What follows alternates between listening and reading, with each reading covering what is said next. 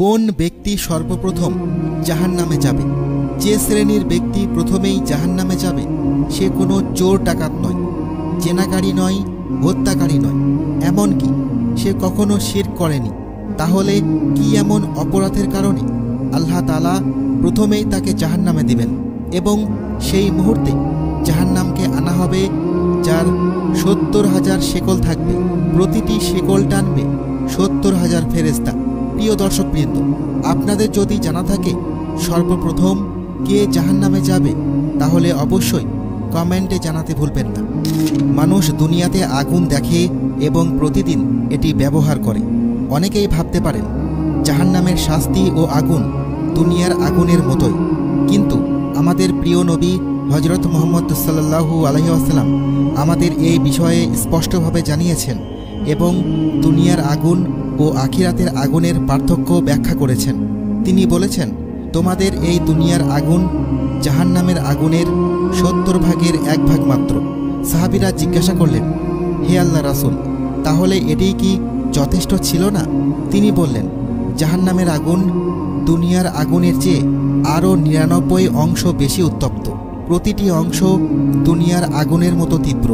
সহিহ হাদিস। জাহান্নামের আগুন হবে বিশাল, প্রচণ্ড ভয়ঙ্কর ও অতুলনীয়। কিয়ামতের দিন জাহান্নামকে আনা হবে যার ৭০,০০০ শেকল থাকবে, প্রতিটি শেকল টানবে ৭০,০০০ ফেরেশতা। কিন্তু প্রশ্ন হলো, কারা হবে সেই দুর্ভাগা যারা সর্বপ্রথম জাহান্নামে নিক্ষিপ্ত হবে? আল্লাহ আমাদের রক্ষা করুন। আল্লাহর রাসূল সাল্লাল্লাহু আলাইহি ওয়াসাল্লাম আমাদের জানিয়েছেন যে জাহান্নামে প্রবেশকারীদের ২টি শ্রেণীতে ভাগ করা হয়েছে। প্রথম শ্রেণী হলো তারা যারা আল্লাহর উপর ঈমান এনেছে এবং তাওহীদে বিশ্বাসী, কিন্তু তারা পাপ ও গুনাহ করেছে।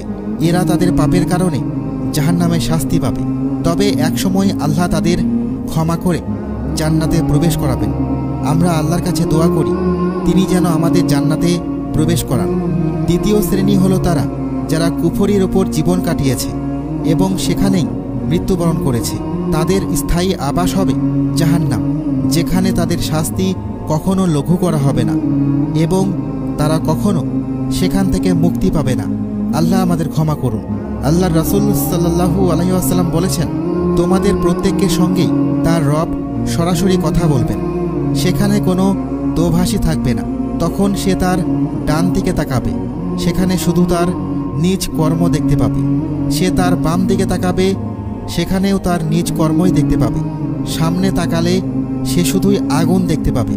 কাজেই তোমরা জাহান্নামের আগুন থেকে বাঁচো, অর্ধেক খেজুর দান করেও হোক না কেন। সহিহ হাদিস। যদি কোনো মুসলিম জাহান্নামের ভয়াবহতা সম্পর্কে জানে এবং কিয়ামতের দিনে কাফিরদের দুর্দশা ও কষ্টের কথা উপলব্ধি করে, তবে সে অবশ্যই এমন কোনো কাজ করা থেকে বিরত থাকবে যা তাকে সেখানে নিয়ে যেতে পারে। সে আল্লাহর নিষিদ্ধ কাজগুলো থেকে দূরে থাকবে এবং তার আনুগত্য করবে যাতে সে আল্লাহর শাস্তি থেকে নিরাপদ থাকতে পারে এবং জাহান্নামের আগুন থেকে রক্ষা পায়। আল্লাহর রাসূল সাল্লাল্লাহু আলাইহি ওয়াসাল্লাম বলেছেন যে জাহান্নামকে লোভ, লালসা ও প্রবৃত্তির দ্বারা আবৃত করা হয়েছে। তাই একজন মুসলিমের প্রথম কর্তব্য হলো সে যেন তার প্রবৃত্তির অনুসরণ না করে। কিয়ামতের দিন মানুষকে জাহান্নামে নিক্ষিপ্ত করার কারণ হতে পারে কিছু বিশেষ কাজ। এর মধ্যে অন্যতম হল লোভ, লালসা ও প্রবৃত্তির অনুসরণ করা, যা আল্লাহকে অসন্তুষ্ট করে। কিয়ামতের দিনে হিসাবের প্রতি অবিশ্বাসী হওয়া এবং এই ধারণা পোষণ করা যে মানুষের আমলের কোনো জবাবদিহিতা নেই। আল্লাহর দেওয়া ফরজ ও ধর্মীয় বিধানগুলোর প্রতি অবহেলা করা। এছাড়া কিছু গুনাহ বিশেষভাবে মানুষকে জাহান্নামের দিকে নিয়ে যায়। ১. কঠোর হৃদয় ও অহংকার। রাসূল সাল্লাল্লাহু আলাইহি ওয়াসাল্লাম বলেছেন, আমি কি তোমাদের জাহান্নামের বাসিন্দাদের সম্পর্কে জানাবো না? সাহাবারা বললেন, হ্যাঁ হে আল্লাহর রাসূল। তিনি বললেন, প্রত্যেক নিষ্ঠুর, কঠোর হৃদয়ের অহংকারী ব্যক্তি জাহান্নামের অধিবাসী। সহিহ হাদিস। অহংকারীদের সংখ্যা জাহান্নামের সবচেয়ে বেশি হবে। আল্লাহ আমাদের রক্ষা করুন। ২. হারাম সম্পদ ভোগ করা। যে ব্যক্তি অবৈধ উপায়ে সম্পদ উপার্জন করে তার স্থান জাহান্নাম। রাসূলুল্লাহ সাল্লাল্লাহু আলাইহি ওয়াসাল্লাম বলেছেন, কিছু মানুষ আছে যারা অন্যায়ভাবে সম্পদ উপার্জন করে। কিয়ামতের দিন তাদের জন্য রয়েছে জাহান্নামের আগুন। 3. অন্যায়ের মধ্যে মানুষের ক্ষতি করা। অন্যায় ও জুলুম আল্লাহর দৃষ্টিতে সবচেয়ে বড় গুনাহগুলোর মধ্যে একটি। এক হাদিসে রাসূলুল্লাহ সাল্লাল্লাহু আলাইহি ওয়াসাল্লাম বলেছেন, এক নারীকে একটি বিড়ালকে কষ্ট দেওয়ার কারণে জাহান্নামে নিক্ষিপ্ত করা হয়েছে। সে বিড়ালটিকে বন্দি করে রেখেছিল, না তাকে খেতে দিত, না মুক্তি দিত, যাতে সে নিজের খাবার সংগ্রহ করতে পারে। প্রিয় বন্ধুরা, আল্লাহ রাসূল সাল্লাল্লাহু আলাইহি ওয়াসাল্লাম আমাদের একটি সহিহ হাদিসে জানিয়েছেন যে 3 ধরনের মানুষকে সর্বপ্রথম জাহান্নামে নিক্ষিপ্ত করা হবে। 1. মিথ্যা উদ্দেশ্যে জিহাদ করা ব্যক্তি। যে ব্যক্তি আল্লাহ তাকে শক্তি দিয়েছেন এবং সে জিহাদ করেছে, তাকে প্রশ্ন করবেন, আমি তোমাকে যে শক্তি দিয়েছি তুমি তার দ্বারা কি করেছ? সে বলবে, আমি তোমার সন্তুষ্টির জন্য জিহাদ করেছি। আল্লাহ তাআলা বলবেন, তুমি মিথ্যা বলছো, তুমি শুধুমাত্র মানুষ যাতে তোমাকে বীর বলে তাই জিহাদ করেছিলে, এবং তারা তা বলেছেও। অতঃপর আল্লাহ আদেশ দেবেন, তাকে মুখ থুবড়ে টেনে নিয়ে যাও এবং জাহান্নামে নিক্ষেপ করো। সাহাবী আবু মুসা আশআরী রাদিয়াল্লাহু তাআলা আনহু বর্ণনা করেছেন যে এক ব্যক্তি নবী সাল্লাল্লাহু আলাইহি ওয়াসাল্লামের কাছে এসে জিজ্ঞাসা করলেন, কেউ যদি যুদ্ধ করে সম্পদ লাভের জন্য, কেউ যদি যুদ্ধ করে খ্যাতি অর্জনের জন্য, আর কেউ যদি যুদ্ধ করে মানুষ তাকে বীর বলুক, তাহলে কার যুদ্ধ হবে আল্লাহর রাস্তায়? নবী সাল্লাল্লাহু আলাইহি ওয়াসাল্লাম উত্তর দিলেন, যে ব্যক্তি যুদ্ধ করে শুধুমাত্র আল্লাহর দ্বীনকে সর্বোচ্চ করার জন্য, সেই আল্লাহর রাস্তায় যুদ্ধ করেছে। বুখারী ও মুসলিম হাদিস। 2. মিথ্যা উদ্দেশ্যে ইলম ও কুরআন শিক্ষা দেওয়া ব্যক্তি। যে ব্যক্তি আল্লাহর দেওয়া জ্ঞান ও কুরআন পেয়েছিল, তাকে আল্লাহ তাআলা প্রশ্ন করবেন, আমি তোমাকে জ্ঞান ও কুরআন দিয়েছিলাম, তুমি কি করেছো? সে বলবে, হে রব, আমি তোমার সন্তুষ্টির জন্য তা শিখেছি, অন্যদেরও শিখিয়েছি এবং মানুষকে কুরআন তেলাওয়াত করে শুনিয়েছি।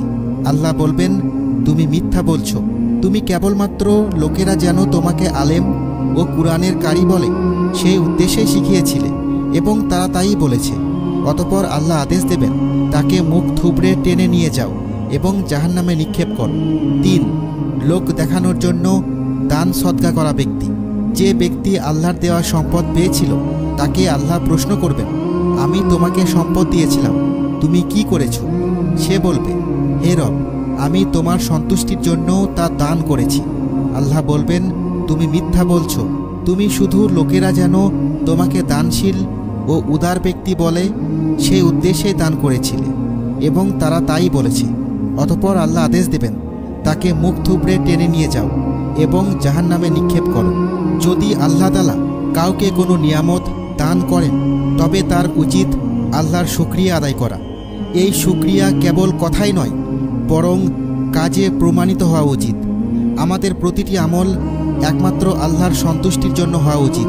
এতে কোনো ধরনের লোক দেখানো, খ্যাতি অর্জনের ইচ্ছা বা অন্য কোনো প্রশংসা পাওয়ার উদ্দেশ্য থাকা উচিত নয়।